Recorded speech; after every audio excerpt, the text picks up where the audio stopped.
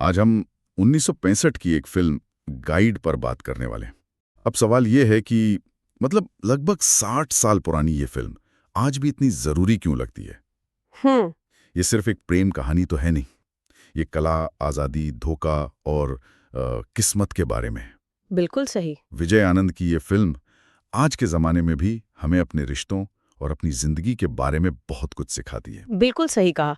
और मुझे लगता है कि इस फिल्म की सबसे खास बात यह है कि ये दो लोगों के बदलने की कहानी है। बदलने की कहानी। हाँ। और इसका जो निचोड़ है वो शायद आज के दौर के लिए और भी ज्यादा जरूरी है। वो ये कि कभी कभी प्यार का सबसे बड़ा काम होता है किसी को बदलते हुए देखना और फिर हिम्मत करके उसके रास्ते से हट जाना। ये एक बहुत गहरी बात है। वाह, ये तो बहुत ही दिलचस्प नजरिया है। मुझे लगता है इस फिल्म को समझने की चाबी एक खास सीन में छुपी है। कौन सा सीन? वो सीन जब रोजी यानी वहीदा रहमान उस सपेरों की बस्ती में पहुंचती है, याद है? हाँ हाँ बिल्कुल। वो सीन आज भी मेरे रोंगटे खड़े कर देता है। हम्म। वो कोई आम बॉलीवुड डांस नहीं है। वो पहले हिचकिचाती है, फिर पुंगी की धुन उसे अपनी तरफ खींचती है हाँ और फिर वो बस नाचने लगती है। हाँ। ऐसा लगता है जैसे बरसों का दबा हुआ गुस्सा, घुटन, सब कुछ उसके शरीर से बाहर निकल रहा हो।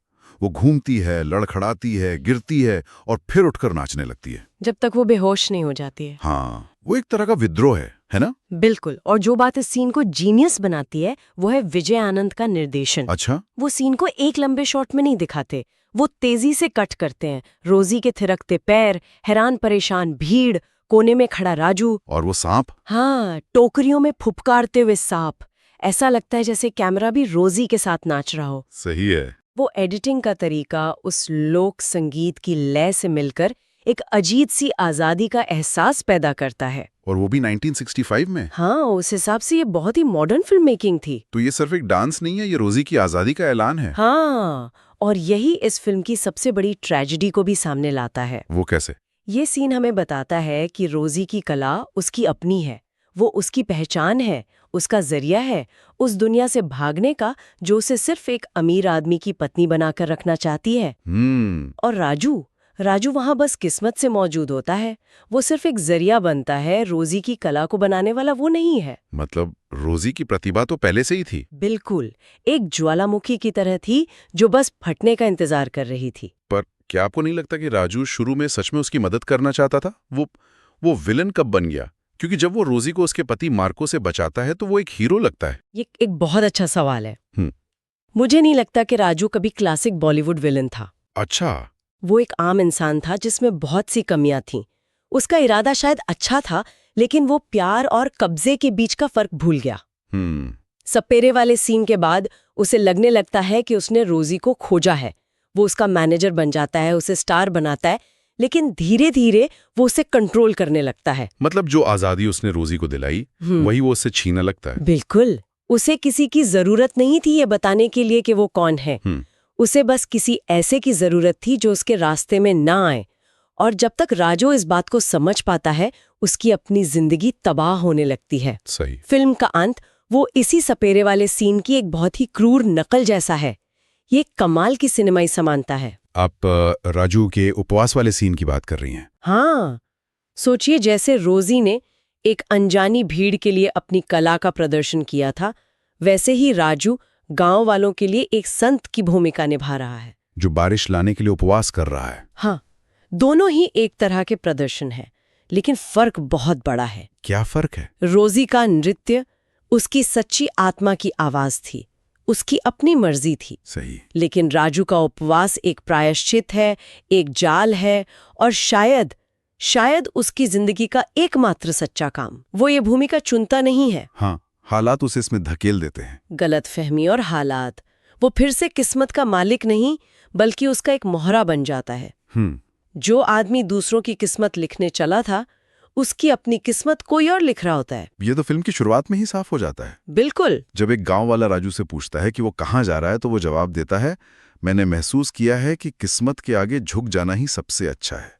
पूरी फिल्म इसी एक लाइन के इर्द गिर्द घूमती है। सही कहा। लोग गाइड को आज भी एक बहुत ही प्रगतिशील और फेमिनिस्ट फिल्म मानते हैं।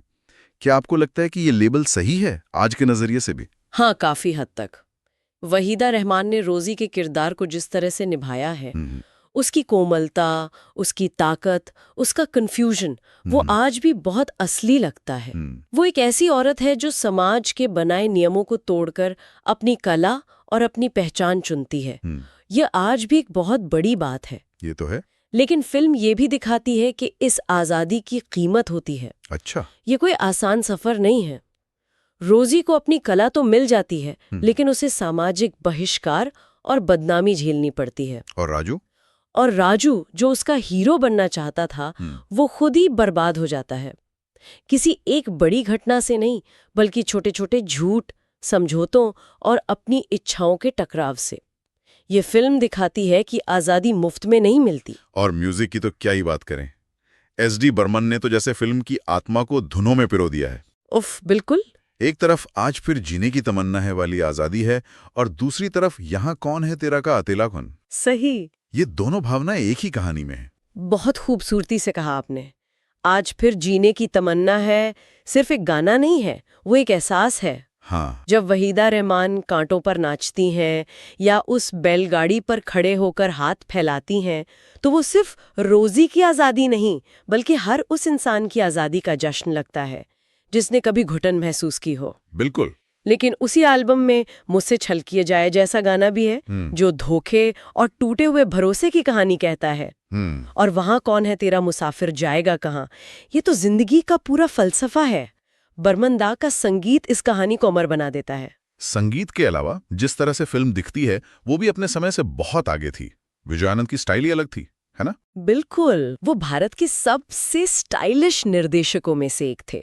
वो समझते थे कि आप कैसे कट करते हैं ये उतना ही जरूरी है जितना कि आप क्या शूट करते हैं। सही। फिल्म के पहले 40 मिनट को ही देख लीजिए, कहानी इतनी तेजी से आगे बढ़ती है। हाँ, बहुत तेज। राजू एक टूरिस्ट गाइड से एक प्रेमी, फिर एक अपराधी और फिर एक संत बनने की राह पर निकल पड़ता है। और रोजी का सफर भी उतनी तेजी से बदलता है। हाँ, रोजी एक देवदासी के घर से निकलकर, यानी एक ऐसा परिवार जहां लड़कियों की जिंदगी कला और मंदिर को समर्पित होती थी, अपने पुरातत्वविद पति के महल जैसे घर में पहुंचती है और फिर वहां से निकलकर एक स्टार बन जाती है।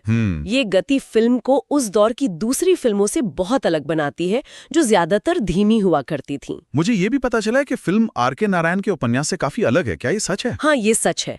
उपन्यास में राजू का किरदार थोड़ा और धूर्त, थोड़ा और ग्रे है। अच्छा। और उपन्यास का अंत भी फिल्म जितना आध्यात्मिक या आशावादी नहीं है। विजयानंद और देवानंद ने इसे हिंदी सिनेमा के दर्शकों के लिए थोड़ा बदला, मतलब उसे थोड़ा आसान बनाया। हाँ, उन्होंने राजू के किरदार को ज्यादा सहानुभूतिपूर्ण बनाया, उसे एक तरह की मुक्ति दी। शायद ये एक कमर्शियल फैसला था, लेकिन इसने फिल्म को एक अलग ही पहचान दी।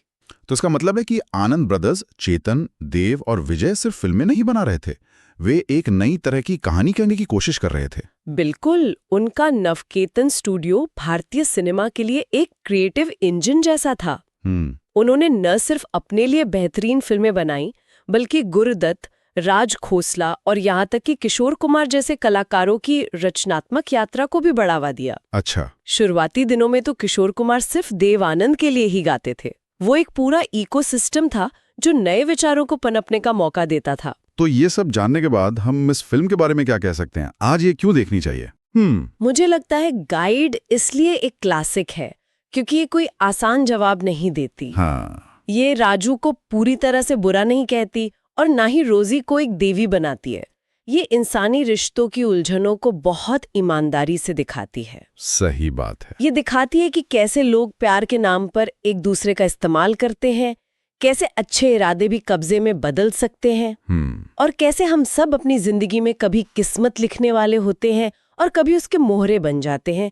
ये आज के दौर में भी उतना ही सच है। अंत में सब कुछ उसी सपेरे वाले दृश्य पर वापस आ जाता है ना? हाँ, कला एक आजादी है और प्यार एक बहुत बड़ी उलझन। बिल्कुल। और शायद सबसे बड़ी सच्चाई यही है कि कभी-कभी हम किसी दूसरे के लिए जो सबसे अच्छा काम कर सकते हैं, वो है उनके बदलाव का गवाह बनना और फिर सही वक्त पर रास्ते से हट जाना। राजू ये नहीं कर पाया और यही उसकी कहानी का दुखद पहलू है। ये फिल्म एक बहुत बड़ा सवाल भी छोड़ जाती है। हाँ, अगर राजू और रोजी अपनी अपनी किस्मत के मोहरे थे, तो ये हमें सोचने पर मजबूर करता है, हमारी अपनी जिंदगी में हम कितनी बार अपनी किस्मत खुद लिख रहे होते हैं और कितनी बार हम सिर्फ एक बड़े बदलाव का हिस्सा बन रहे होते हैं, जिसे हम पूरी तरह से समझते भी नहीं।